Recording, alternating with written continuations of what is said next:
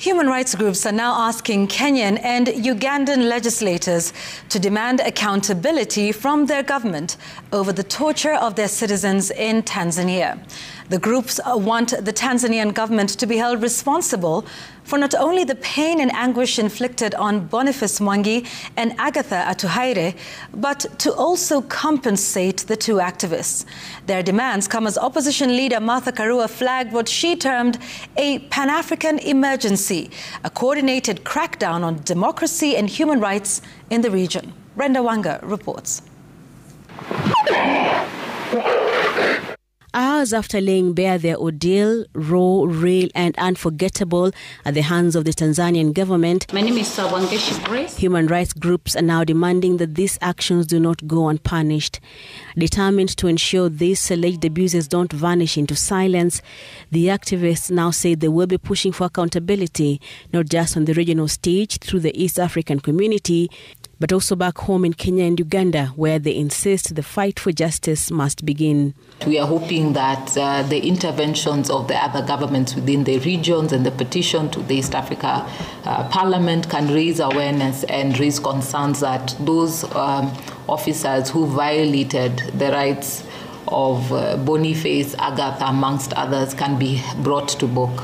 A private member's bill, private member's question, or the action of a committee would be sufficient to have the ministries of foreign affairs in the two countries come and outline. And we are not at this point, prejudicially arguing that they have done anything wrong. What we're saying is that they have an obligation to report to the national assemblies on what they did to keep Boniface Mwangi and Agather Atuhaire safe, and secondly, what actions would they spell out that they will take as a result following the really horrendous testimonies that we heard yesterday. Those actions, the right groups insist, must start with arrests, specifically of the officers named by both Mwangi and Atuhaire as the architects of their torture. But they're not stopping there. The groups are petitioning for an East African legislative-led parliamentary public hearing into the torture of the two, as well as getting them compensated. It means that we are all at risk. When you travel to any of the East African countries, it means that we are all at risk of being arrested, detained, dehumanized, and tortured. According to the rights groups as well as opposition leaders, the three East African countries also need to refrain from collaborating with each other to abuse the rights of each other's respective citizens, citing the abductions and arrests of Tanzanian activist Maria Sarunge and Ugandan Kizza Besigye in Nairobi.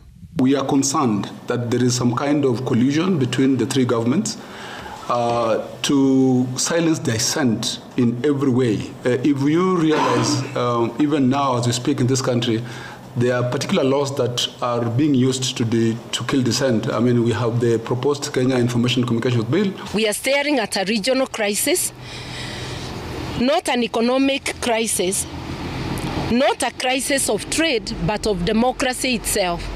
And democracy facilitates economic growth and is the basis upon which we can accelerate regional integration.